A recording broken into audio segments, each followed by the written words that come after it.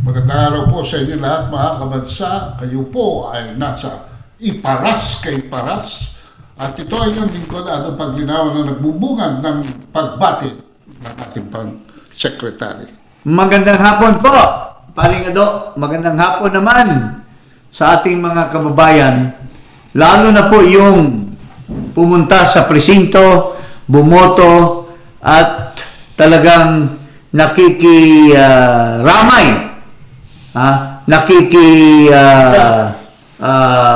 Suporta sa mga panawagan ng ating dating Pangulo, President Rodrigo Duterte, through Vice President Sara Duterte.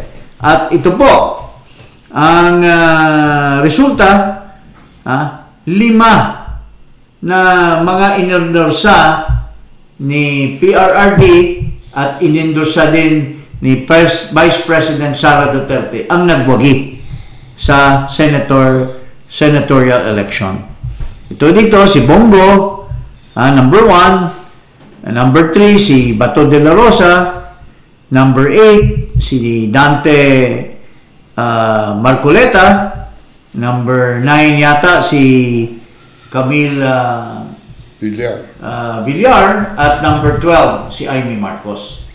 So mga kababayan, yan pa lang in contrast sa kayabangan ni Marcos, na yung una niyang salta at pinakilala niya yung alyansa candidates, nilait pa niya ang mga opposition, ang mga pinabili lamang daw ng suka.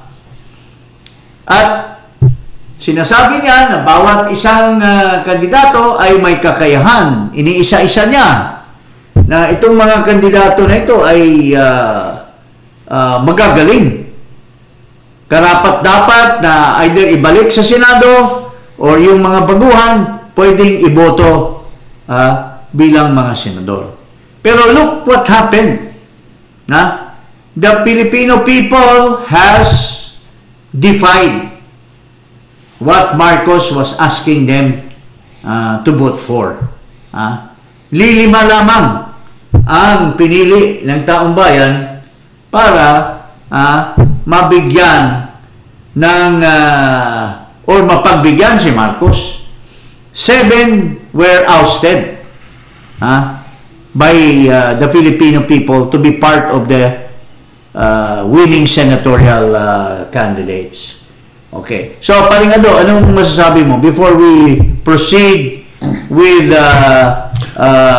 what's going on now among officials of the Marcos administration? Yan 5 na yan sa Alyansa Bagoong ay hindi pa kumpirmado dahil may sarili namang lakas si Soto, may sarili rin lakas si Lacson, at may sarili rin lakas si Pia Cayetano. Kaya sa aking libreto, 2 lamang talaga na ipanalo niya, si Lito Lapid at saka si Tulpo. Ayan. Well, I agree with you. However, let us also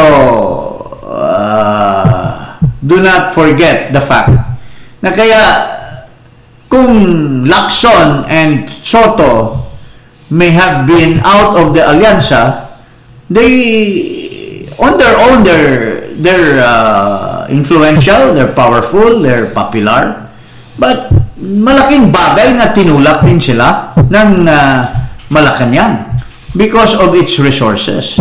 Nagamit ni Soto at ni Lacson ang resources ni Marcos. Kaya hindi sila na-dislodge. Unang-una dahil magagaling naman din sila na mga senador, at ito ay natulungan ng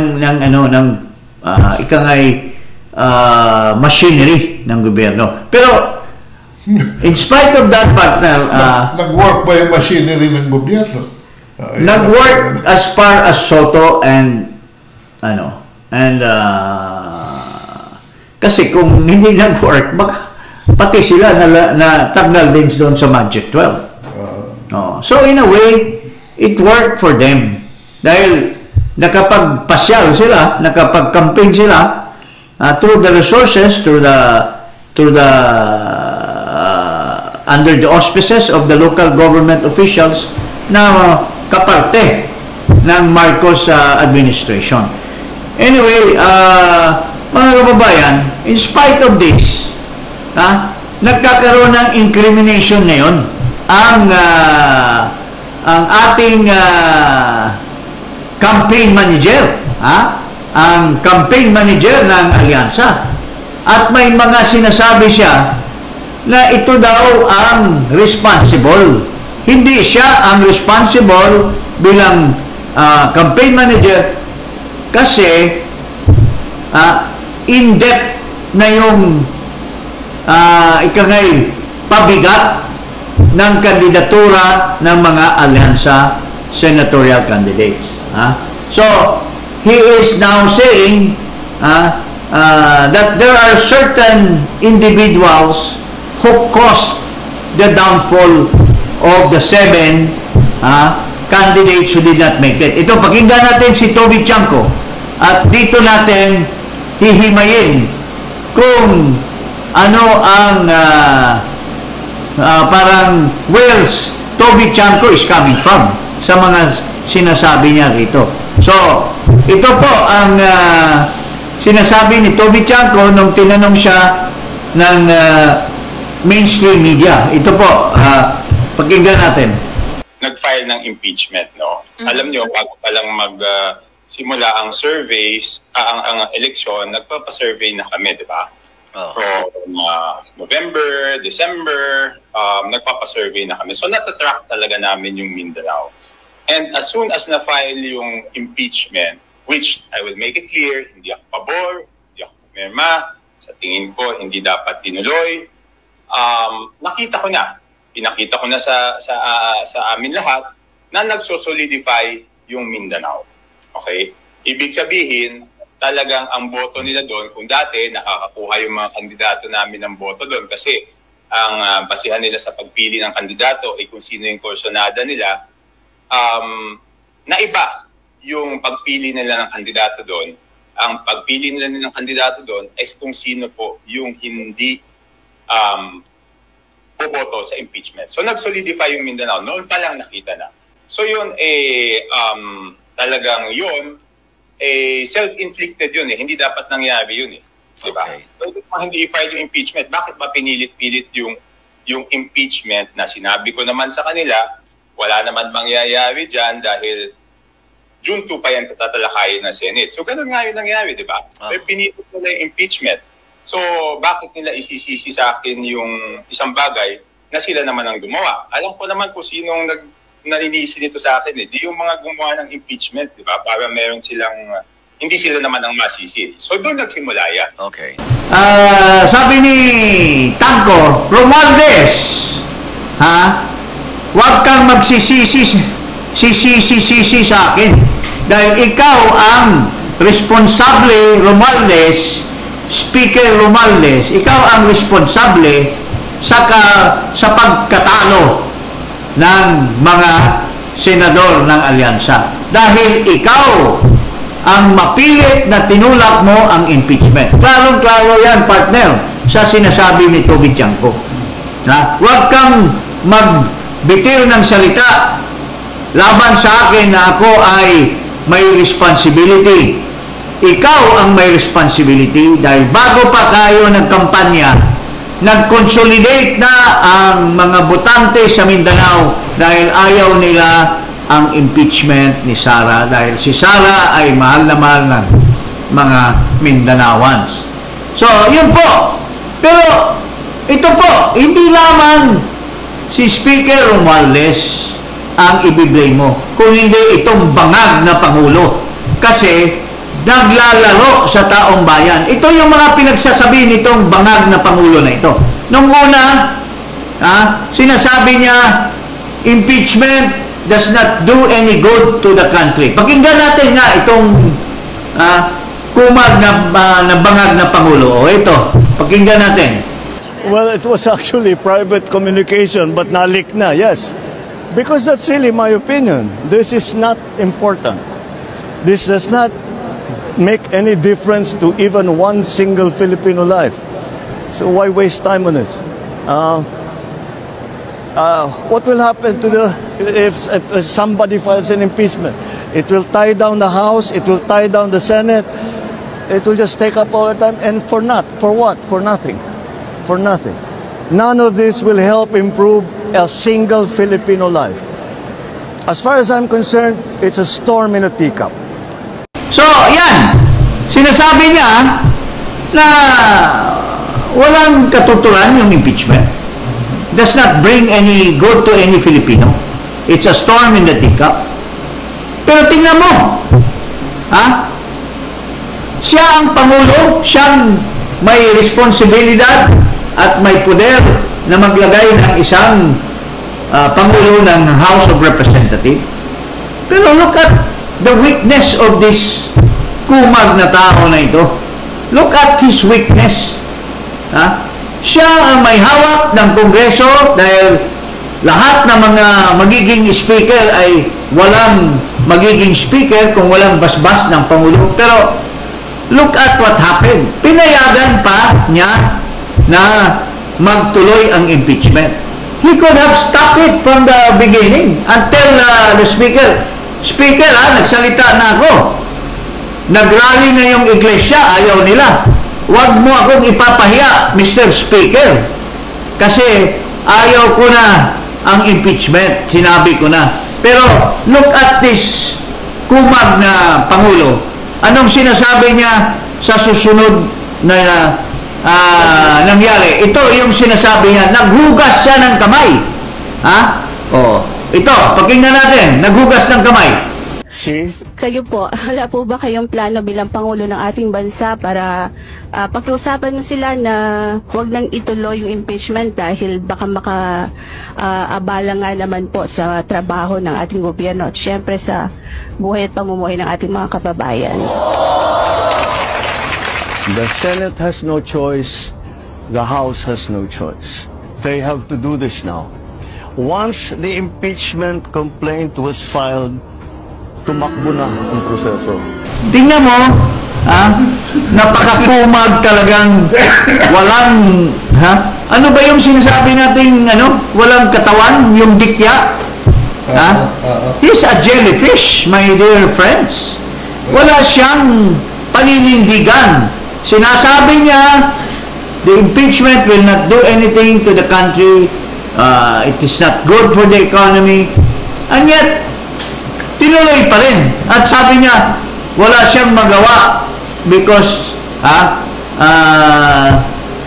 ang Senate at saka ang House ay independent body at sino niloloko mo, Macoy Jr.? Ikaw ang may control kung sino ang maging speaker. Ikaw din ang nagtulak kay Escudero na maging Senate President. Tinanggal nyo si Subiri. Literally, tinanggal nyo at pinalit mo si Escudero. So, bakit ka manghugas ng kamay, Mr. Marcos? Kaya tama si Toby Chanco. Ibalik natin yung sinasabi ni Toby Chanco na ikaw, Marcos, at yung bata-bata mo na Romualdez, kayong dalawa ang nagpatalo ng mga 7 senador. Tapos magkakagulo pa kayo, magtuturuan pa kayo kung sinong nagpatalo. Ito, sinasabi ni Toby Chanco, pakinggan natin. Ulitin natin ang sinasabi ni Toby Chanco. File ng impeachment, no? Alam nyo, bago pa lang simula ang surveys, ang eleksyon, nagpapasurvey na kami, di ba? From November, December, nagpapasurvey na kami. So natatrack talaga namin yung Mindanao. And as soon as na-file yung impeachment, which I will make it clear, hindi ako pabor, hindi ako pumirma, sa tingin ko, hindi dapat tinuloy. Nakita ko na, pinakita ko na sa amin lahat na nagsosolidify yung Mindanao. Okay? Ibig sabihin, talagang ang boto nila doon, kung dati nakakakuha yung mga kandidato namin ng boto doon kasi ang basihan nila sa pagpili ng kandidato ay kung sino yung kursonada nila, naiba yung pagpili nila ng kandidato doon.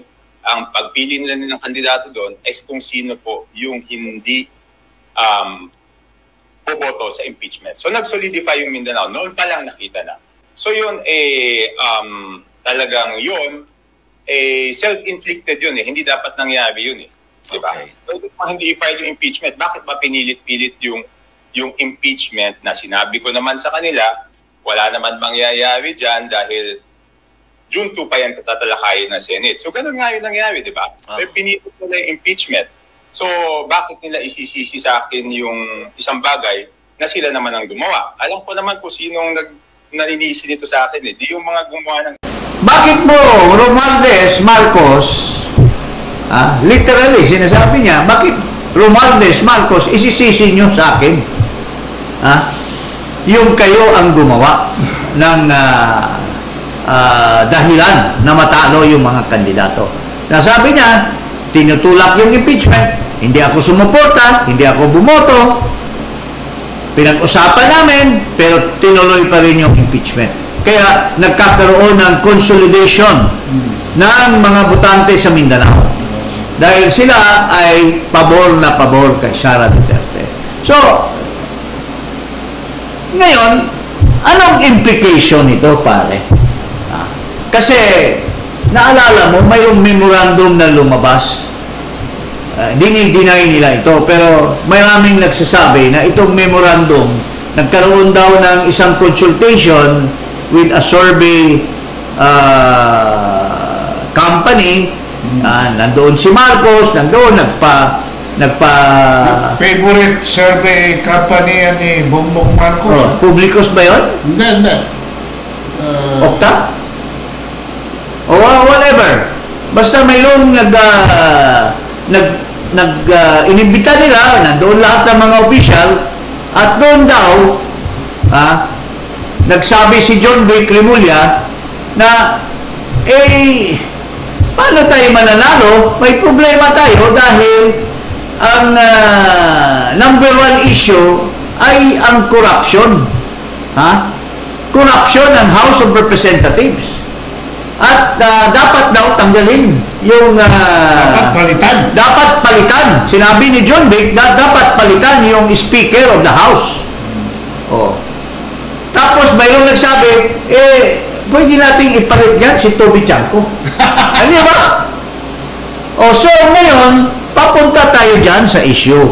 Kasi, ang Speaker of the House, he will only stay up to June 30.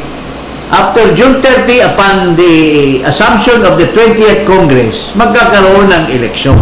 Now, ang tanong ngayon, papabor pa din ba si Marcos kay Romualdez? Or ang papaboran niya si Toby Chanco? Or mayroong dark horse na papasok na yon sa House of Representatives? Na marami nagsasabi, even Winnie Monson, even some political analysts, kung ang tanong ay, is there a chance in the next 3 years that Marcos will still be able to turn around and and increase or come up with a higher approval rating?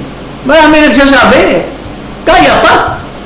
Pero dito sa sinasabi ni Toby Chanco na ang may responsibility ay si Romualdez dahil tinutulak at pinipilit ang impeachment, don't you think parang mag-iisip si Marcos na alisin siguro ito si Romualdez at ito ang may responsibility ng pagbagsak ng aking rating?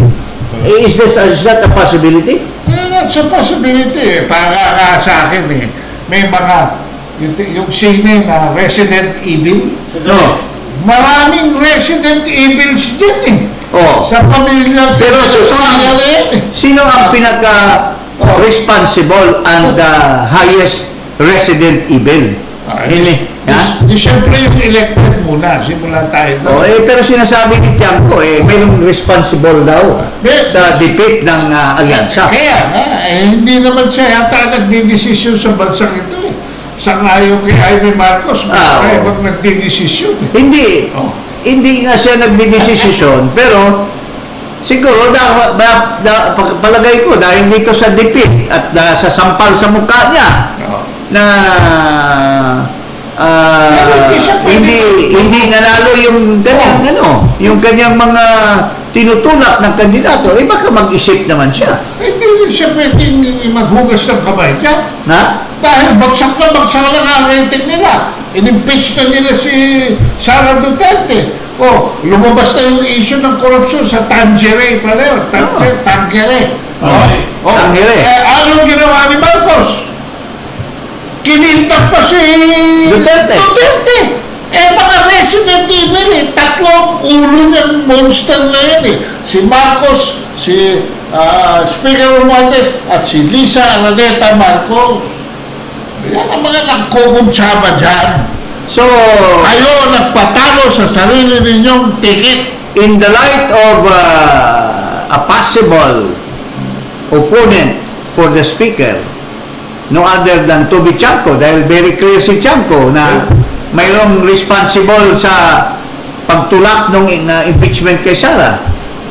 Kamag-anak din pala yan Kamag-anak? Romualdez din yan kamag-anak daw ng Edralin yan si Toby Chanco. Hindi, Romualdez din yata yung hindi Edralin. Kamag-anak din ni Imelda. So, mayroong choice. Si Presidente Marcos ngayon. Sino bang maayos na Romualdez ito? Ito bang speaker or ito bang incoming speaker? So, yun po ang tinitimbang ngayon ng Malacanang. Pero may nagsasabi, sobra na yata maraming alam si Martin Romualdez sa mga kabulastugan ni Duterte. Ni kabulastugan ni Marcos Jr. Willing ba si Marcos na i-defy si Speaker Romualdez? Hindi, siya presidente, hindi siya magdesisyon. Gusto mong pabagsak ka ng pabagsak. Hindi kay Romualdez ka. May chance na there is now, I have spoken to some brilliant lawyers, and there is now a move that upon the onset of the 20th Congress, there will be an impeachment against President Bongbong Marcos. And it will carry a lot of charges that are well well studied and with real evidence to prove. Kaya maski mayoriya pa yung Congress na buboto dyan against the impeachment of Marcos, pag lumabas yung baho during the committee hearing of the Committee on Justice, baka magiging second envelope yan. Maging second envelope miski so it will no longer be the congressmen who will decide. It will be the people of this forsaken country of ours ang magde-decide. Magkakaroon ng the impeachment hearing in Congress may be a source of the people power. Di ba? Just like the Senate, nag-walk out yung mga prosecutors, the Senate hearing was not even concluded. But the walkout has precipitated a people power. Now, if lalabas during the course of the testimony, the question and answer by committee members to prove the allegation against the charges, the impeachable offense of Marcos Jr., baka mamaya bigla nilang hintuin, bigla nilang harangin ang impeachment. Baka magalit ang taong bayan, pare. Mga magalit. Malamang. It may be a cause for the people to consolidate. Most probably. Because right now, Toby Chanco has already admitted that there is now a consolidation of people in Mindanao. That's why all the candidates, and mind you sa Region 8, paltos din ang mga performance ng alyansa. Ang mga nanalo doon, sila Bam Aquino, sila, alam mo, ako kaibigan ko si Bam. He is a very respectable man. Si Kiko is my fraternity brother. Pero marami kasi ngayong nagtatanong, paano naman, anong klaseng magic ang nangyari na Bam Aquino became number 2? Kiko Pangilinan, who was number 15, became number 5. Ano bang smart magic na nangyayari dyan? I'm just contemplating on what could have been the possibility of that big jump from one to the other.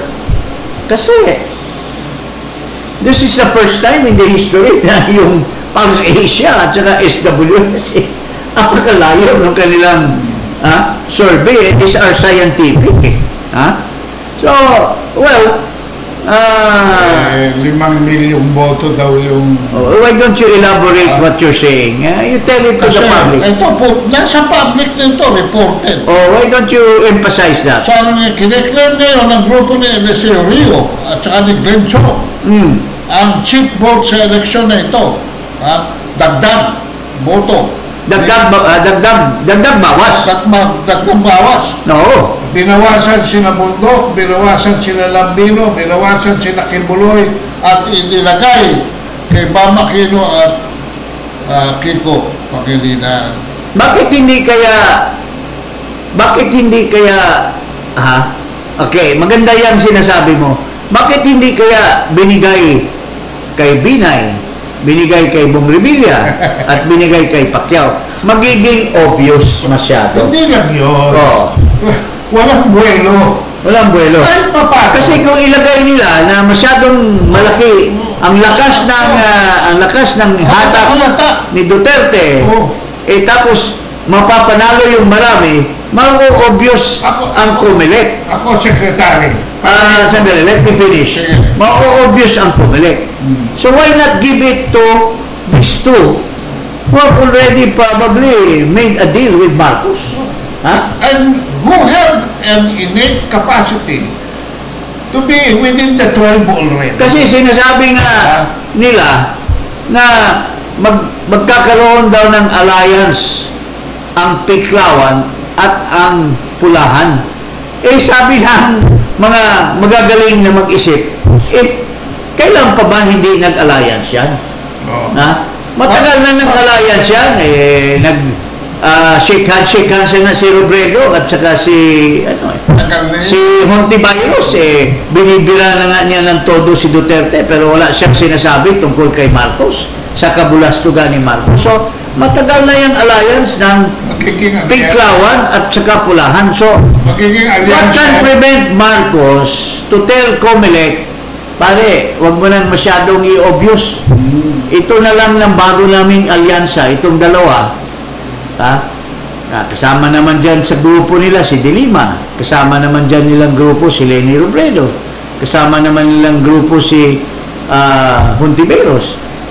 Bakit hindi na lang natin ibigay dyan sa dalawa para manalo? At ang mangyayari ay they will be our secret weapon in the Senate.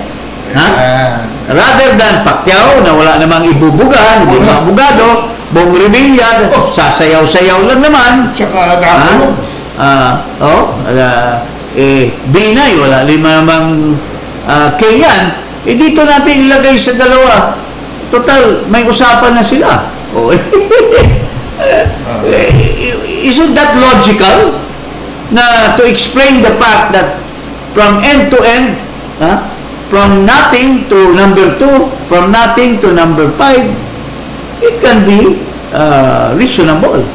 That ginalaw ng Smartmatic siguro yan. So yan ang second factor. Yung una, yung consolidation ng Visayas at Mindanao.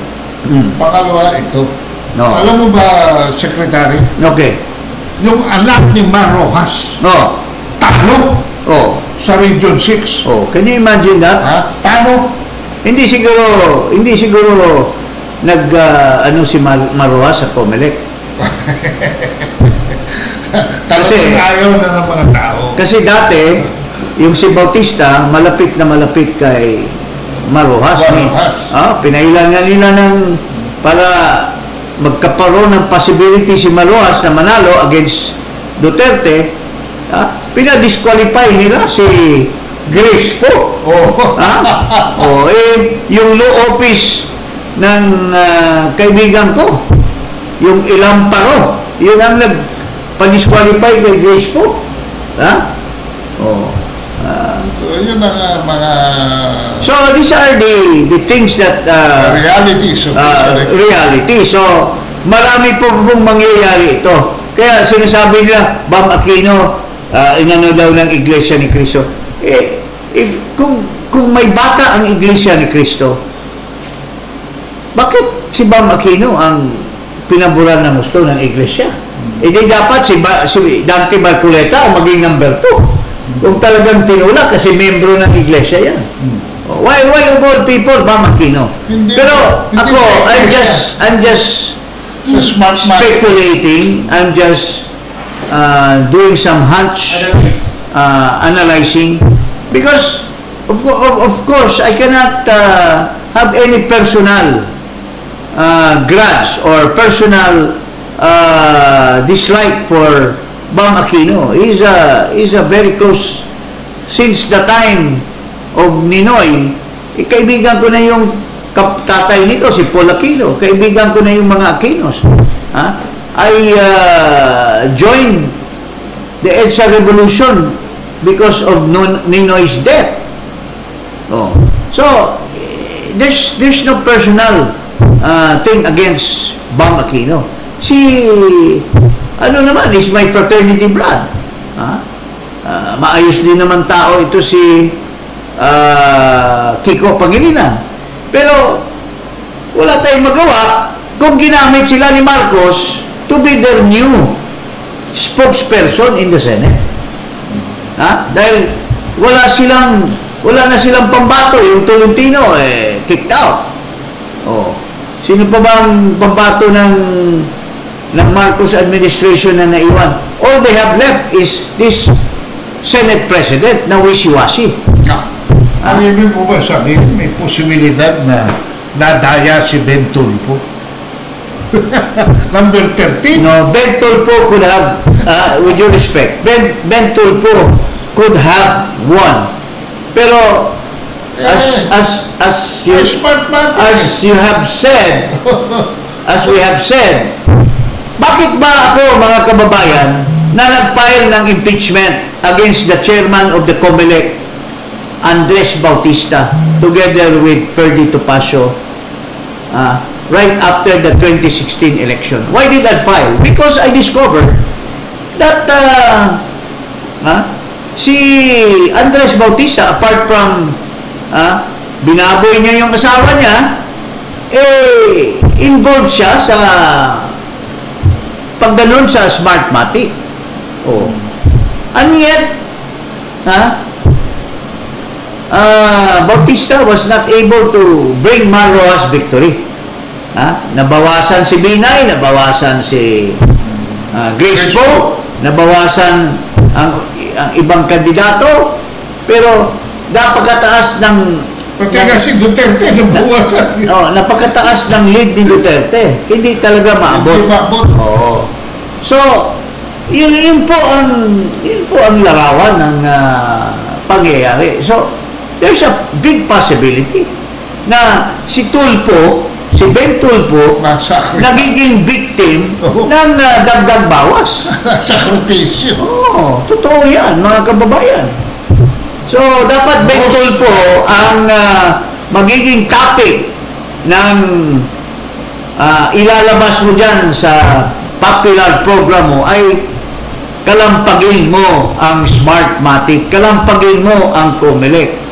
Alam mo, with due respect, maski nandyan yung Korean company, ang nasa ilalim niyan Smartmatic. is still Smartmagic, mga kababayan. Hindi pwedeng kakalas yan dahil may ginawang masama yan noong 2016 elections to favor 2022 election to favor Marcos. So, 8 billion yun. some top brass in Malacanang and somebody there who is very influential, according to Glenn Chong, nakipag-meet sa Smartmatic prior to the election, hindi pwedeng madiskaril ang Smartmatic, pare. Pero nung nagamit na, namatay yung isa, tinanggal naman yung Ivanhoe. Oo, nagamit na yun eh. Nagamit na eh. Tinanggal. Discard. Siguro may mga underpinnings din bakit siya tinanggal.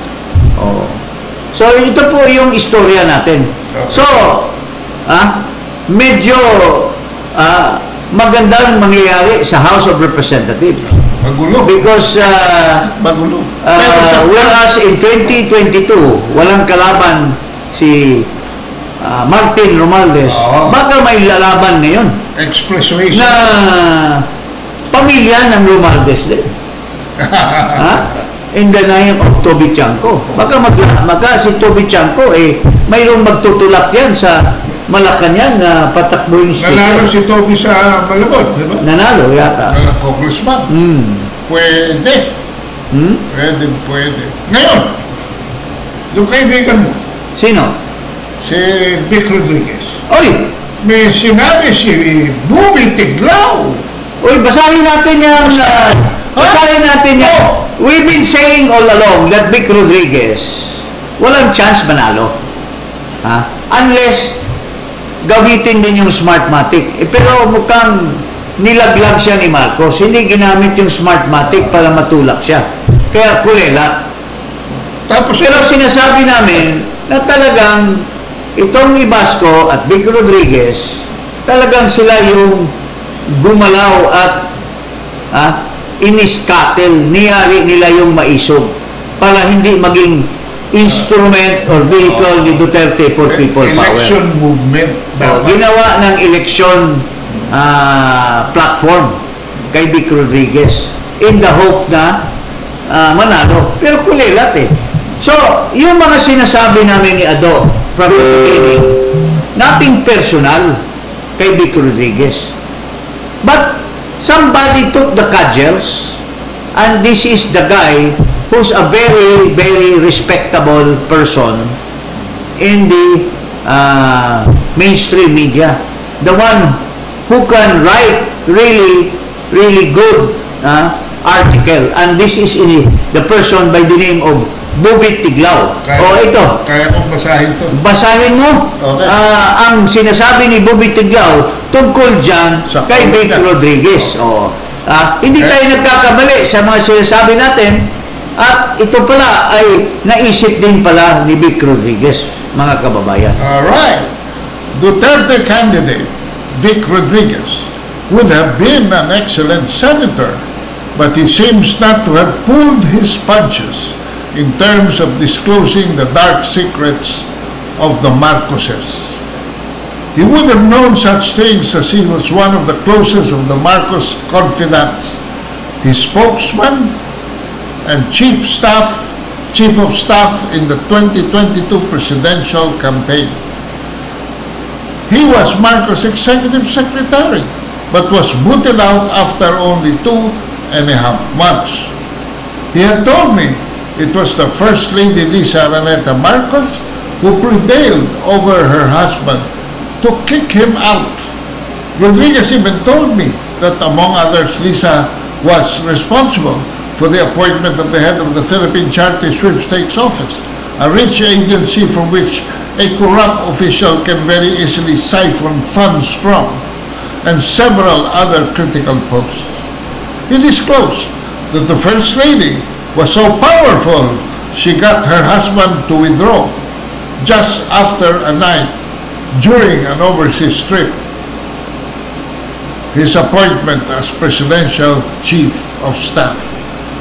I'm sure people would have admired and voted him as senator if, ito mabigat, if he had told the nation just a tenth, 1/10 lamang po of what he knew.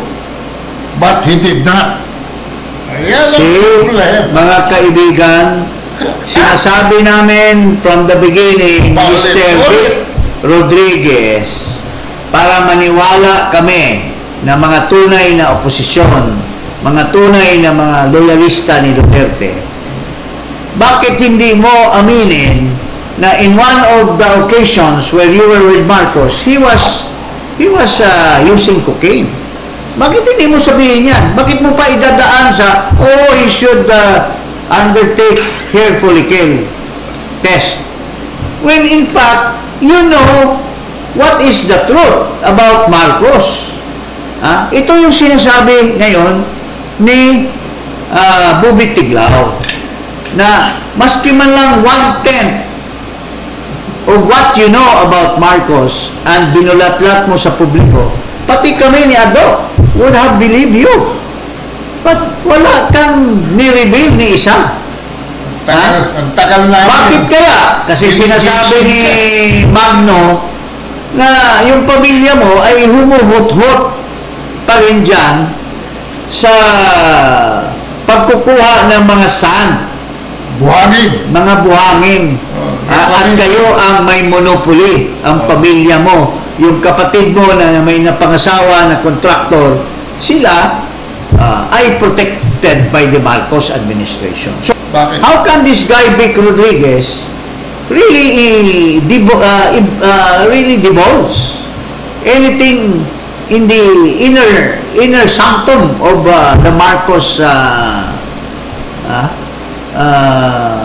character and mga pinaggagawa na kabulastugan, whether even during the time that he was not president yet. He missed the point.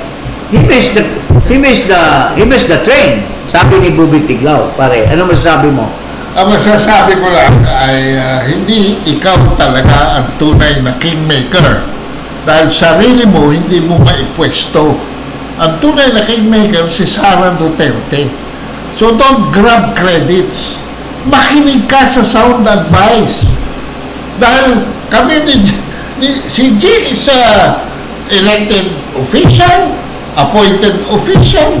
Ako, tagal ko na sa politika. Nagbibigay kami ng mga quizzes para to attract your attention, para umayos yung kampanya mo. Hindi ka nakikinig. Isa lang sana, alam mo, Vic Rodriguez, nothing personal. Alam ko, deep inside, you know, we're friends. But we have exposed you. We have said this from the beginning. Kasi unang-una, bigla kang sumulpot doon sa rally sa Maisog in Davao. And we were asking, in what capacity did you penetrate yourself into the Maisog? May mga nagsasabi na may inayos ka, marami bang pera ka, may mga inayos ka doon para makapasok ka, allegedly. Nandun tayo kasi nandoon kami. We were nabigla kami na, bakit ito pagkawala ni Marcos, ang laki ng role. At saka yung organizer na ex-NPA, siya ang nagko-call the shots at siya ang nagpipili ng sino ang mag-speak, magsalita doon. Bakit nasali ka? Hindi lang yun. Down the line, na-discover na ang anak pala niya si Basco nasa lower cabinet, no? Regional director ng DNR. Hindi man lang tinanggal.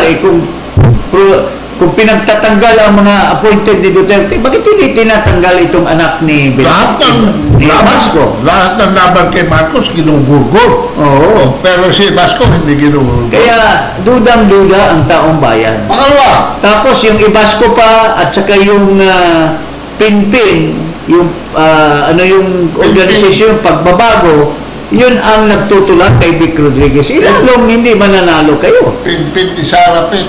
Mayroon pa isa dyan na dating spokesman ni Marcos. Inappoint sa isang hindi naman siya spokesman. Dating campaigner. Nagsasalita during the campaign. Inappoint dyan sa isang agency ng gobyerno.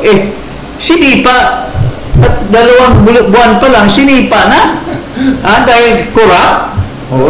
Yun ang nagtutulak kay Vic Rodriguez, itong mga klaseng tao na ito. Ano problema? Tapos, siya na naging kandidato na maisog. Nawala na, hindi na na-build up si Glenn Chong, hindi na na-build up si Harry Roque, at miski siya. Because Glenn Chong and Harry Roque were real opposition.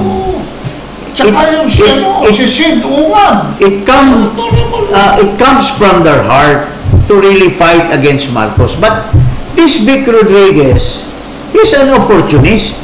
Sumakay lang, but he had no intent to fight Marcos. He only wanted to use the Maisog for his own benefit. But sabi na ni Bobby Tiglao, kung sinabi mo lang, I will now reveal that Marcos, I saw him, we were together almost every day, nakita ko siya na nag-jujuts or i-snip ng ganito, baka nagiging part ka ng 12. Naging part ka ng 12, Mr. Vic Rodriguez. Alam mo, Secretary, sa book launch ni Vic Rodriguez, tinanong ko siya harap-harapan, is the President a drug addict? Kung sinabi lang niya, yes! Well, but anong sagot niya? Bakit anong sagot niya? Anong sagot niya? Ang sagot niya, ako lang nga nagdala kasi nung ganito. Dinivert yung... Dinivert. Hindi, he was not responsive. Yes or no lang? He was not responsive to your question.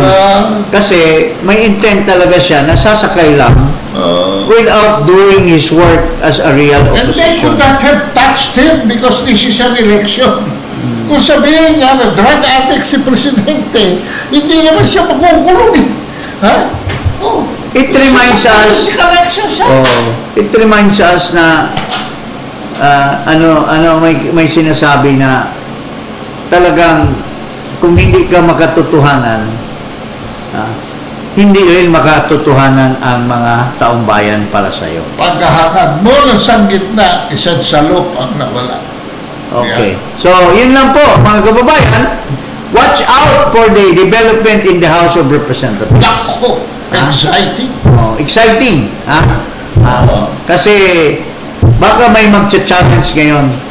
Well, of course, ako, kilala ko si Speaker Nograles. Speaker Martin Romualdez. We were very close friends. I helped him in his beginning intent to become speaker. Andun kami ni Butch Pichay, we were there. But hindi naman siya loyal din sa amin yung yung hiningi ko ng certificate of yung CONA, ako isa sa founder ng Lakas Inyo CD, hinijack lang naman niya yung Lakas Inyo CD. Hindi ako dahil lang nga hindi ako makapagsilita in their favor because ako nagsasabi ng totoo. Hindi ka man ma-issue ng original Lakas member ako. Romualdez was not even part of the original.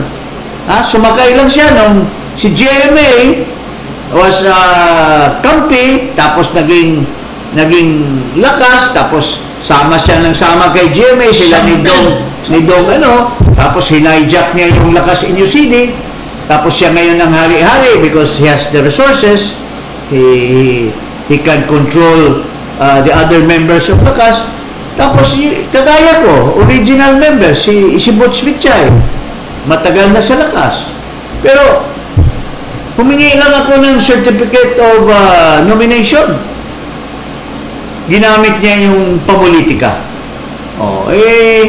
Kaya, hindi ka tunay na kaibigan, Mr. Martin Romualdez. You are for yourself. Kaya, si Toby Chanco, niyayari ka ngayon na ikaw ang responsible sa pagkatalo ng Marcos Alyansa senatorial candidates. At kung hindi ka bibitawan ni Marcos, palumog ng palumog si Marcos. Yes. Because you are the burden that makes Marcos Jr. na may tsansa na lumipad ng konti, pakunti, dinadrag mo naman, Mr. Martin Romualdez. Ang bigat kasi ni Martin, laki. No. Yun lang po. Yun lang po ang nothing personal. Nothing personal. Ito po ang nangyayari sa ating bayan ngayon.